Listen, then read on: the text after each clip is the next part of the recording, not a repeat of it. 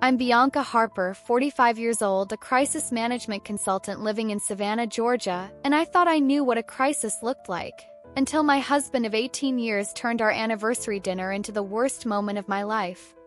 It was April 15, 2025, and I'd spent hours preparing a special meal: roasted lamb, garlic mashed potatoes, a lemon tart I'd perfected just for him, setting the table with our wedding china, the candles casting a warm glow over our dining room. Finn sat across from me, his smile unsettling as he raised his glass of Merlot. "I've been living a double life for 12 years, Bianca," he said, leaning back in his chair with a grin that made my stomach churn. "2 wives, 2 families. I pulled it off pretty well, don't you think?" The words hit me like a freight train, the dinner I'd labored over sitting untouched between us, the air thick with the scent of rosemary and betrayal. I set down my wine glass, forcing my face into the neutral expression I'd used countless times with difficult clients, my heart pounding so hard I thought it might crack my ribs. "How interesting," I said, my voice steady despite the storm inside me. Finn laughed, apparently delighted by my composure. "That's one of the things I've always loved about you, Bianca," he said, his tone almost mocking. "You're so controlled." Lauren would have thrown plates by now. Lauren. My husband's other wife had a name, and the knife in my chest twisted deeper.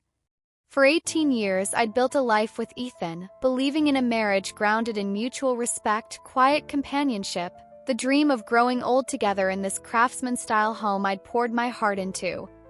Now I realized I'd been married to a lie, a character Ethan had been playing while his real life unfolded elsewhere. "They live in Colorado," he continued, helping himself to more wine as if we were discussing the weather. "Boulder. Beautiful area.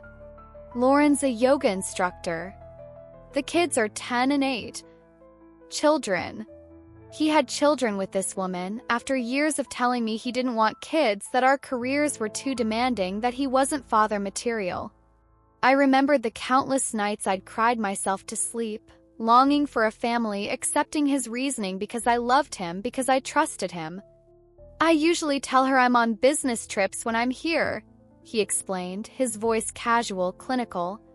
"And when I'm with them, you think I'm at conferences or meeting clients." The logistics were chillingly impressive. The frequent work trips, the late-night calls he couldn't miss, the holidays he had to work through. A decade of lies, carefully constructed around our marriage, and I'd never suspected a thing. "Why tell me now?" I asked, my curiosity surprising even me, my throat tight around the words. Finn shrugged, his expression unapologetic. "It's getting complicated. Lauren's been pushing for more time together, the kids are asking questions, and honestly, maintaining 2 lives is exhausting." "So what happens now?" I managed, my voice barely above a whisper. "Nothing changes," he said firmly, his eyes locking onto mine. "This is still my home too. I've built a life here just as real as the one in Colorado. I'm not giving up either." The entitlement in his voice sent a chill down my spine. He wasn't confessing to ease his conscience or to choose one family over the other. He was adjusting his strategy, bringing me into his deception as an accomplice, expecting me to accept it. As he launched into more details about his other life, I saw something terrifying in his demeanor, the confident smirk, the lack of remorse, the belief that he was untouchable. I knew then that whatever came next would be worse than I could imagine, and I had to act before he destroyed me completely. Finn's confession replayed in my mind as I sat there, the candlelight flickering across his face, his words carving deeper wounds with every sentence. "Lauren and I met at a conference in Denver," he said, refilling his glass, his tone almost nostalgic. "There was this immediate connection. I wasn't planning for things to develop, but," he shrugged, as if the progression from affair to second family had been inevitable, beyond his control. "You married her?" I asked, my voice steady despite the rage building inside me, mentally calculating the timeline. His slight hesitation told me everything. "Not exactly," he admitted. "We had a ceremony, she wears a ring, the neighbors think we're married." But bigamy is illegal, I pointed out, clinging to the technicality, my crisis management instincts kicking in. Exactly, Ethan agreed, seeming pleased by my understanding. Which is why it's better for everyone if we maintain the status quo. You and I are legally married. Lauren and I have what she believes is a marriage. Everyone gets what they need. And what about what I need? I asked, my voice calm but laced with the anger I could no longer suppress. Did you consider that I might need a husband who isn't living a lie? Ethan's expression hardened slightly. I've given you a good life, Bianca, he said, gesturing around our dining room as if the physical trappings of our marriage could erase his betrayal. Financial security, a beautiful home, regular companionship. Half of your companionship, I corrected, my voice sharp. Don't be dramatic, he said, his tone dismissive. I've always been there when it mattered. Besides, our arrangement has benefits. You've had freedom to build your career without the demands of children, without a husband underfoot all the time. The calculated nature of his deception hit me like a slap. He hadn't just stumbled into this double life. He'd designed it, two separate worlds maintained with precision, and I'd been a pawn in his game. Looking back, I saw the warning signs I'd ignored, the cracks in our marriage I'd dismissed as normal. Ethan and I had met at a tech conference in Atlanta. I was managing a PR crisis for a client. He was a sales executive for a software company. We'd bonded over coffee, laughing about the chaos of corporate life, and that connection had grown into weekend visits, then a small wedding in Savannah, just my family and a few friends. Ethan's family was estranged, he'd said, a story I'd accepted without question. His job required frequent travel, and I'd supported his career, rearranging my schedule to maximize our time together, believing in the partnership we were building. We'd bought this house with my savings, my income paying most of the mortgage, my hands restoring its historic charm while he handled the finances. I trusted him completely, but now I saw the red flags, the separate bank account for work expenses, the calls he took outside, the inconsistent stories about his trips, his adamant refusal when I suggested joining him in Seattle's citing company policy. There were other signs, too. His phone, always password protected, always within reach. Once, I'd seen a text from Elle with a heart emoji while he was in the shower. He'd brushed it off as a colleague, Liam, sending a client update. 3 years ago, I'd found a receipt for a woman's scarf in his suitcase, a brand I'd never worn. He'd claimed it was a gift for his assistant, whose mother was ill. I'd felt guilty for doubting him. Last year, a woman had called our home asking for Ethan, then hung up quickly when I said he was traveling, her voice young, nervous. I dismissed it as a wrong number, but now I knew better. I need time to process this, I said, standing from the table, my legs shaky but my resolve firm. Of course, Ethan replied, his tone magnanimous. Take all the time you need. I'll sleep in the guest room tonight. He glanced at his watch. I should call Lauren before it's too late. She thinks I'm at a conference in Miami. Casual shift from confession to maintaining his lie left me speechless, and as I retreated to our bedroom, I heard his muffled voice down the hall, warm and affectionate, speaking to his real family. I didn't sleep that night, my thoughts spiraling as I sat on the edge of the bed, listening to Ethan's laughter echoing from the guest room, each sound a reminder of the life he'd built without me. Morning found me still awake, my eyes burning, my mind racing with a terrible clarity. Ethan appeared at breakfast, freshly showered, dressed for work as if nothing had changed, pouring coffee with the same methodical precision I'd once found comforting. I've been thinking, he said, his tone casual. We should take a trip, reconnect. I know this is a lot to absorb. I stared at him, this stranger wearing my husband's face.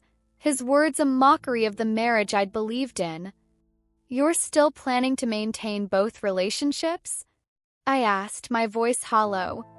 It's worked for 12 years, he replied pragmatically. We just need to establish some new parameters. His expectation that I'd comply, that I'd accept his betrayal as a new normal, ignited a fire in me I hadn't known I possessed. That evening, I approached him in his home office where he was working on his laptop, his expression one of practiced calm. "We need to talk about what happens next," I said, standing in the doorway. He glanced up, offering a smile that didn't reach his eyes. "I was hoping you'd come around, sit down." I remained standing, my voice steady. "I want you to leave." His smile faltered, then reasserted itself. "Bianca, be reasonable, this is my home too." "Is it?" I countered. "Because it seems like you have another home with your other family." Ethan sighed, adopting a patient tone as if explaining a simple concept to a child.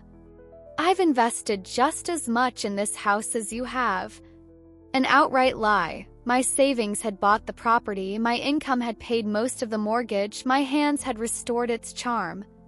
"I want a divorce," I said, my voice unwavering. "I've already spoken to an attorney." The flash of anger in his eyes was quickly masked. "That would be a mistake," he said calmly. "Think about the complications, the division of assets, the public embarrassment when people learn the details." His thinly veiled threat was clear: fight him, and he'd make sure everyone knew how easily I'd been deceived. "I'm prepared for that," I replied, though the thought of my clients and friends discovering Ethan's deception made my stomach churn. He leaned back, studying me with a clinical detachment that sent a shiver down my spine. "You know, I never took you for vindictive," he said. "I thought you'd understand the practicality of the situation." "Practicality?" I echoed, incredulous. "Yes, practicality," he repeated, his voice firm. "Some marriages involve affairs, some involve separate bedrooms. Ours involves separate locations and responsibilities. The structure isn't that different." His ability to rationalize his betrayal was astounding, a warped logic that painted his deception as just another form of marriage. "And what about Lauren?" I challenged. "Does she know about this practical arrangement?" A flicker of discomfort crossed his face. "Lauren doesn't need to know everything. She's happy with what we have." "So, your solution is to keep lying to her while expecting me to accept knowing?" He shrugged, unapologetic. "Everyone gets what they need. She gets the family life she wants. You get your independence and career. I maintain connections to both worlds." "And what about integrity? Honesty? Commitment?" I asked, my voice rising despite my efforts to stay calm. "Those are social constructs," he countered dismissively. "Arbitrary boundaries that don't reflect the complexity of human relationships." I stared at the stranger before me, realizing I'd missed the emptiness at his core. Ethan wasn't just a liar. He was a man without moral boundaries, capable of justifying anything that served his desires. "I want you out of this house by the end of the week," I said, my voice firm. His expression hardened. "That's not happening, Bianca. Let me be clear, I'm not leaving. If you want to end our marriage, we'll sell the house and split the proceeds." The thought of losing my home, the space I'd poured my heart into, felt like another betrayal, and I knew he was counting on that to control me. Ethan's threat to sell the house lingered in the air, a calculated move to exploit my attachment to the home I'd built with my own hands, my own money, my own dreams. "You should also know," he continued, his voice deceptively gentle, "that I've taken precautions. I've documented some of your more creative strategies with certain clients. Nothing illegal, of course, but potentially embarrassing if they became public." My blood ran cold. He was referring to the times I'd helped clients manage sensitive crises, all within ethical boundaries, but easily twisted to damage my reputation as a crisis management consultant. "Are you threatening me?" I asked, my voice steady despite the fear creeping in. "I'm suggesting we find a mutually beneficial solution instead of mutually assured destruction," he replied smoothly, his smile chilling. "I'll be staying in Boulder until next Wednesday. That gives you time to reconsider your position."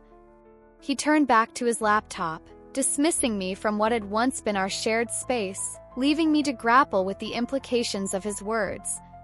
That night, I pulled out my laptop and began searching for divorce attorneys specializing in complex cases, my hands trembling as I scrolled through options.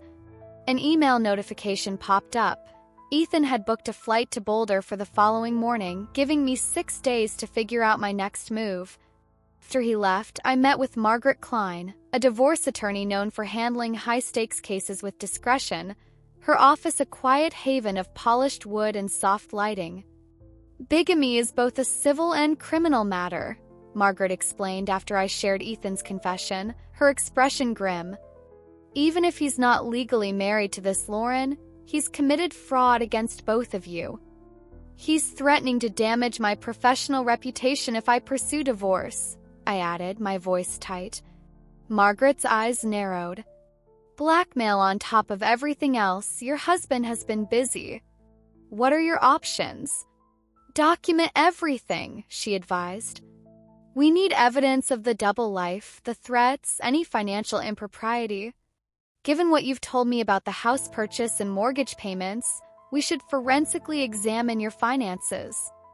I spent the next 2 days gathering documents, downloading bank statements, and compiling a record of our marriage, my heart sinking with each discovery. Ethan had been draining our joint accounts for years, transferring small amounts to a separate account I had no access to. Worse, he'd taken out a second mortgage on our home 2 years ago, forging my signature on the paperwork, and diverted over $150,000 to unknown purposes. With shaking hands, I called Margaret. "It's financial fraud," she confirmed after reviewing the documents I'd emailed. "This changes the landscape significantly. We need to move quickly to protect your assets and credit." Following her advice, I froze our joint accounts, reported the fraudulent mortgage to the bank, and placed a fraud alert with credit bureaus, my mind reeling from the depth of Ethan's betrayal. But the deepest shock came that evening when I found a hidden compartment in his desk, containing multiple identification documents, driver's licenses, credit cards, even a passport, all bearing his photo but different names: Ethan Harper, Daniel Brooks, Nathan Carter. This wasn't just about a second family. Ethan was living multiple lives under multiple identities, a revelation that turned my blood to ice. I met with Margaret again the next day, my voice trembling as I shared my discovery. "We need to involve law enforcement," she advised, her tone grave. "This goes beyond divorce proceedings. We're looking at potential identity theft, financial fraud across state lines, possibly federal crimes." An FBI agent, Agent Rachel Carter, interviewed me that afternoon, her demeanor calm but focused as I handed over the documents. "We've seen cases like this before," she explained. "Individuals maintaining multiple identities and relationships, often with significant financial fraud involved." "What happens now?" I asked, my voice barely above a whisper. "We investigate, gather evidence, build a case," she said. "In the meantime, prepare for your husband's return. He'll discover the frozen accounts soon." As if on cue, my phone buzzed with a text from Ethan. "What the hell have you done? Accounts frozen? Call me now." I showed Agent Carter the message, my hands shaking. "He'll be back tomorrow," I said. "We need more time to build our case," she admitted. "If possible, don't let on that you've discovered the extent of his activities. He might destroy evidence or flee." The thought of facing Ethan, knowing what I now knew, made me physically ill, but Agent Carter's words echoed in my mind. I had to maintain a facade at least for a few days to protect the investigation.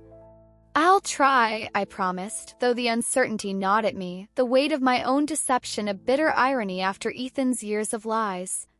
After Agent Carter left, I wandered through the house, seeing it with new eyes. The framed photos of our travels, the wedding portrait on the mantel, the anniversary gifts we'd accumulated over the years, all artifacts of a marriage that had been a carefully constructed illusion.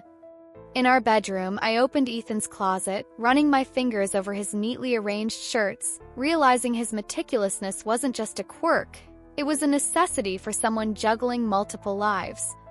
The man I'd loved, the man I thought I knew, was a fiction, and tomorrow, he'd return expecting to find a compliant wife, willing to accept his betrayal for the sake of practicality.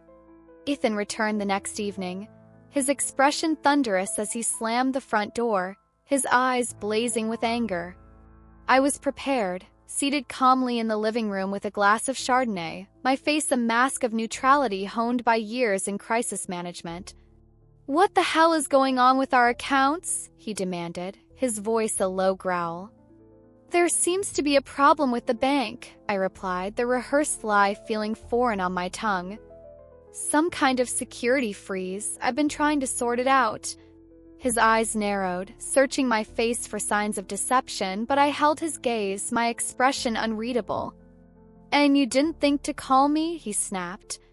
"You were with your family," I said, letting a hint of bitterness seep into my voice, just enough to sound believable. "I didn't want to interrupt." Ethan's posture relaxed slightly.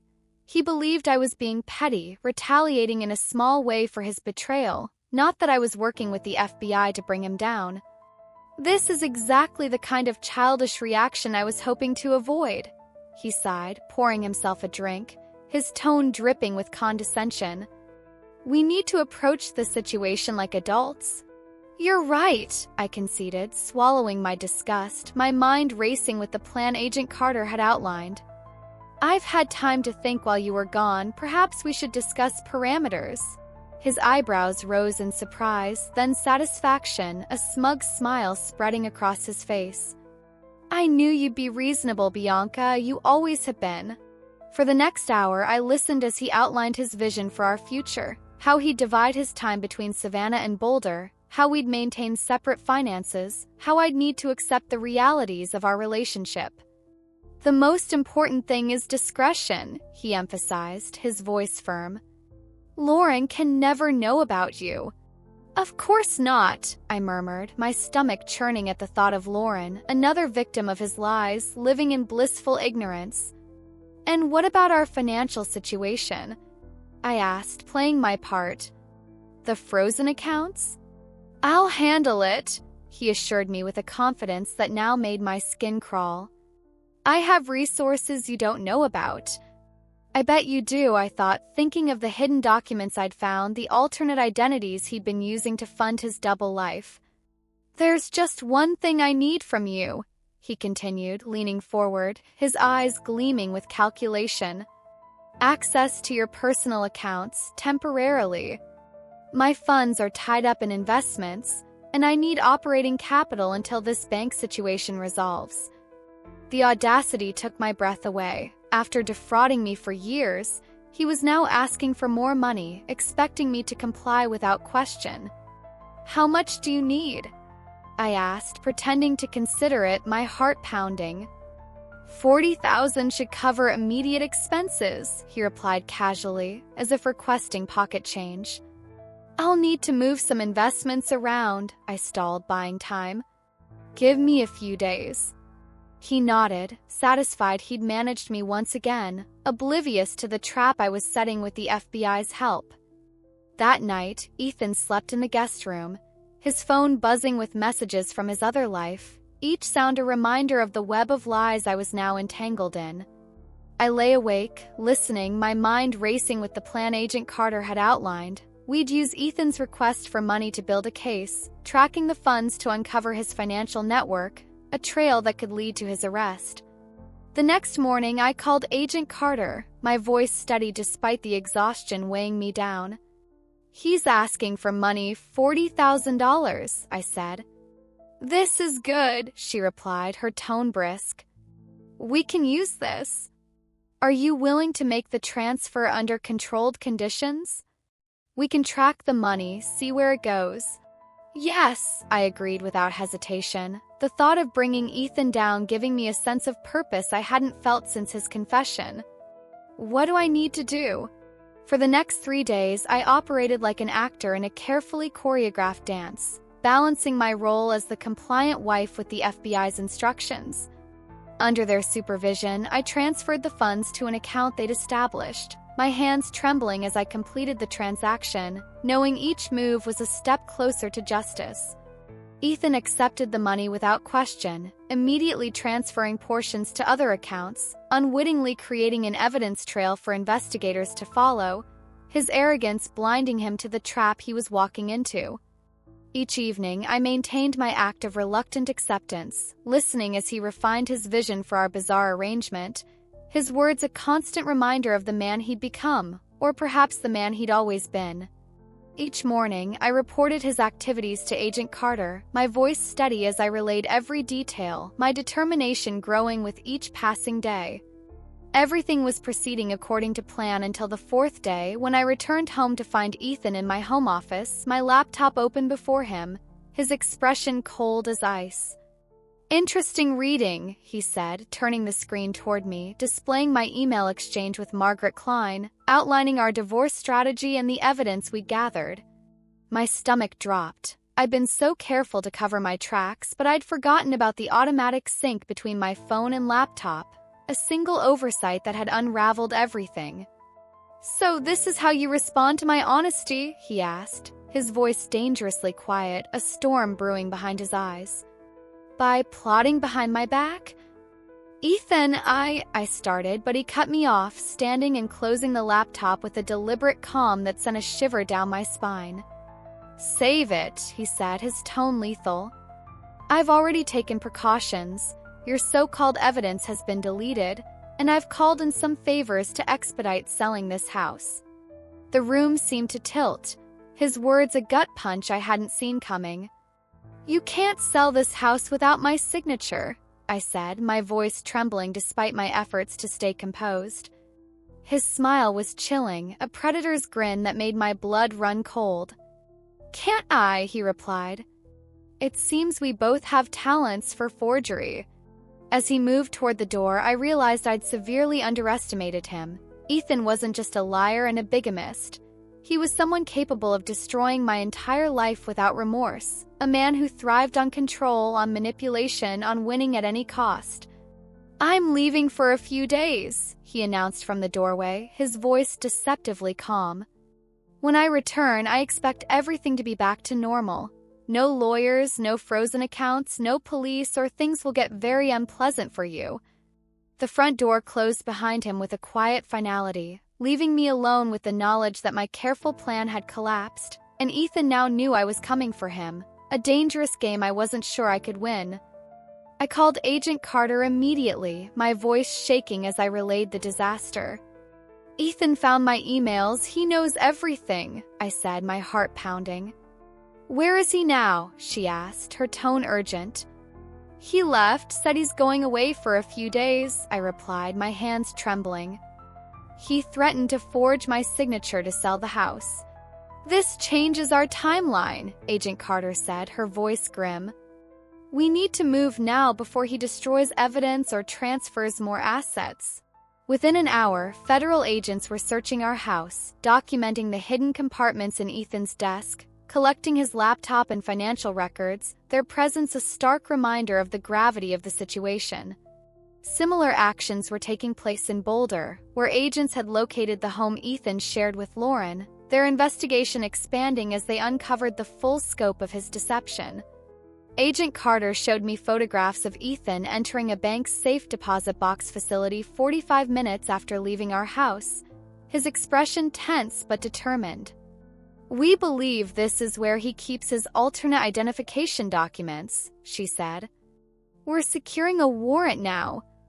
That evening, as I sat in my kitchen surrounded by the aftermath of the FBI search, my phone rang with an unfamiliar number. "Is this Bianca Harper?" a woman's voice asked, tentative and strained. "Yes," I replied, my heart lurching. "Who's calling?" "My name is Lauren Mitchell," she said, her voice breaking. I think we're married to the same man." My breath caught in my throat. Lauren, the other woman, the other victim of Ethan's lies, was reaching out, her world shattered just as mine had been. "Yes," I said softly. "I'm so sorry you're learning about this like this." A choked sob came through the line. "The FBI searched my house today," she said. "They showed me pictures of you, of your marriage certificate, 12 years of my life, just lies." "I only learned about it a week ago," I offered, unsure what comfort I could provide to this stranger who shared my pain. "They're saying Ethan, or whatever his name really is, Has other families, not just us, Lauren said, her voice trembling. How many? I asked, dreading the answer. They've identified 3 so far in different states with different names, she said, her words a punch to the gut. Who is he? Who did we marry? Before I could answer, Agent Carter arrived at my door, her expression triumphant, a stark contrast to the despair in Lauren's voice. We've got him, she said, showing me Ethan's booking photograph. Ethan, or should I say Michael Evans, was just arrested trying to board a flight to London with falsified documents. I felt a strange mix of vindication and grief as I stared at the image, the man I'd loved, the man who'd betrayed us all, finally facing the consequences of his actions. I ended the call with Lauren, promising to stay in touch, to support each other through the fallout, a bond forged in shared betrayal. Agent Carter filled me in on the details. Ethan had been tracked to the airport after accessing his safe deposit box, where he'd retrieved alternate passports and cash, planning to flee the country. We've seized his assets, frozen his accounts, and we're working with authorities in Colorado and the other states to notify the other families, she said. This is a big case, Bianca. You helped us stop a serial fraudster.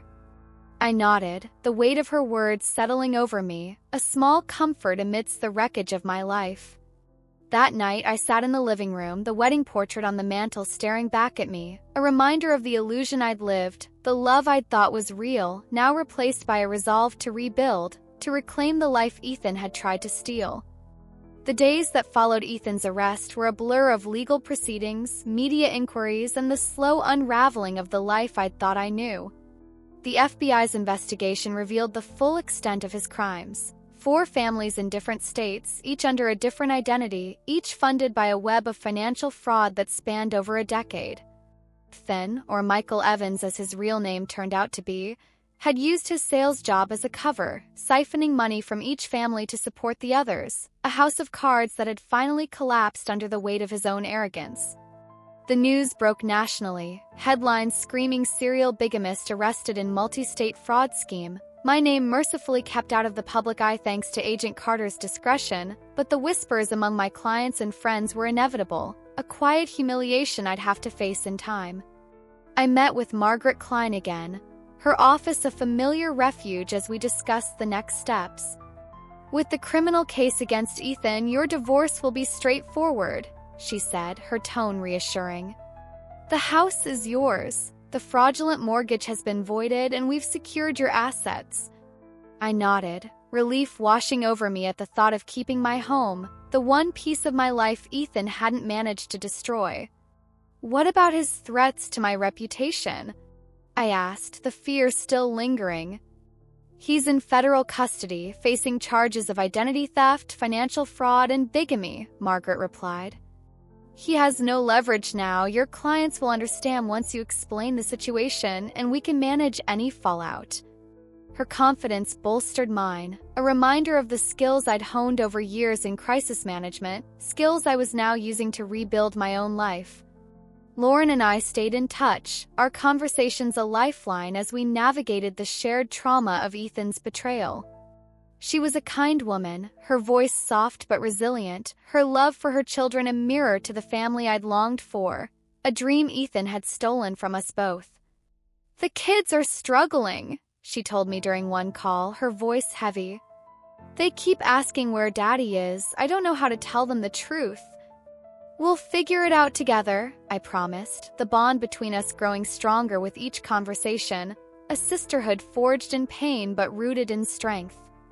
I also reached out to the other women, Samantha in Texas and Emily in Arizona, each with their own stories of love and betrayal, each grappling with the same questions. How had we not seen it? How had we loved a man who didn't exist? We formed a support network, a group chat where we shared updates, legal advice, and moments of grief, a reminder that we weren't alone, that we could heal together. I began the process of reclaiming my home, removing Ethan's belongings, repainting the walls, replacing the wedding portrait with a piece of art I'd always loved but he'd dismissed. Each change was a step toward erasing his presence, toward building a space that was truly mine, a sanctuary where I could start over. My work as a crisis management consultant became a refuge, my clients' challenges a welcome distraction from my own, their trust in me a reminder of the strength I still possessed, the strength that had carried me through this nightmare. I knew the road ahead would be long, the scars of Ethan's betrayal deep, but I also knew I was stronger than he'd ever given me credit for, a woman who'd faced the worst and come out the other side, ready to rebuild, ready to live again. As the weeks turned into months, I found a new rhythm, a life that was mine alone, free from the shadow of Ethan's lies. The criminal case against him moved forward. His trial date set for later in the year, the evidence overwhelming. Financial records, alternate identities, testimonies from 4 women who'd loved him, trusted him, only to be betrayed. Agent Carter kept me updated, her professionalism a comfort as she detailed the charges. Identity theft, wire fraud, bigamy, and more, a litany of crimes that could keep him in prison for decades. "He's trying to cut a deal," she told me during one call, her voice steady. "But with the evidence we have, he's not getting off easy." I nodded, the thought of him behind bars a small victory, a piece of justice in a story that had taken so much from me. I threw myself into my work, taking on new clients, rebuilding my reputation with the same determination I'd used to expose Ethan. My colleagues and clients were supportive, their understanding a balm for the humiliation I'd feared, their trust in my abilities a reminder of the woman I'd been before Ethan's betrayal, the woman I was becoming again. I also started therapy, a decision that felt like a lifeline, a space to process the grief, the anger, the questions that still haunted me. How had I not seen it? How had I loved a man who didn't exist? My therapist, Dr. Ellis, helped me unravel the layers of guilt and shame, guiding me toward self-compassion, toward the realization that Ethan's deception wasn't a reflection of my worth, but of his emptiness, his inability to live an honest life. Lauren and the other women became a source of strength. Our group chat a daily touchstone where we shared victories and setbacks, from Samantha's decision to go back to school to Emily's first date since the arrest, small steps toward healing that we celebrated together. Lauren visited Savannah one weekend, her children in tow, their laughter filling my home with a warmth I hadn't felt in years. "You've made this place yours," she said, her eyes taking in the changes I'd made, the new paint, the new art, the absence of Ethan's presence. "It feels like you," she added, and I smiled, the compliment a confirmation of the life I was building, a life rooted in authenticity, in truth, in the strength I'd found in the ruins of my marriage. I also started volunteering at a local women's shelter, a decision born from the desire to give back, to help others who'd faced betrayal, who'd lost everything to someone they'd trusted. The work was hard, the stories heartbreaking, but it gave me purpose, a reminder that I wasn't alone, that I could use my experience to make a difference, to help others find the strength I'd discovered in myself. Each day, I felt a little more like the woman I wanted to be, a woman who'd faced the worst and survived, a woman who'd turned pain into power, betrayal into resilience, a woman who was finally free to live on her own terms. It's been 6 months since that night, since Ethan's confession shattered my world, since I took the first steps to reclaim my life, to expose his lies, to find justice for myself and the other women he'd betrayed. I'm Bianca Harper, 45, from Savannah, Georgia, and I've learned what it means to rebuild, to find strength in the aftermath of betrayal, to create a life that's truly mine. That night, while Ethan slept, I began the process of uncovering his deception, a journey that led to his arrest, to the revelation of his multiple lives, to a new beginning I never could have imagined. I'm not the woman I was 18 years ago, the one who trusted blindly, who believed in a love that didn't exist. I'm stronger now, more resilient, a woman who faced the worst and came out the other side, ready to live again. Ethan's trial is approaching, the evidence against him airtight, the justice we've all sought finally within reach. Lauren, Samantha, Emily, and I have grown closer, our shared experience a bond that's helped us heal, our support for each other a reminder that we're not alone, that we can rebuild together. My home is mine again, a sanctuary filled with new memories, new laughter, new dreams, the ghosts of Ethan's betrayal replaced by the life I've created, a life rooted in truth, in authenticity, in the strength I've found within myself. My work as a crisis management consultant has flourished. My clients trust a testament to the skills I've honed, the resilience I've shown, the woman I've become through this ordeal. I've also found joy in the small things, volunteering at the shelter, gardening in the backyard, hosting Lauren and her kids for weekends that fill my home with love. I'm not sure what the future holds, but I know I'm ready for it, ready to live on my terms, to love again if the right person comes along, to embrace the life I fought for. So I want to ask you, what's your story? Have you ever been betrayed by someone you trusted, someone who turned your world upside down? Have you had to rebuild, to find strength in the ruins, to create a new beginning? Drop a comment below. I'd love to hear from you, to connect over the battles we've fought, the victories we've claimed. Maybe tell me your city too, so we can share in the places that have held our stories.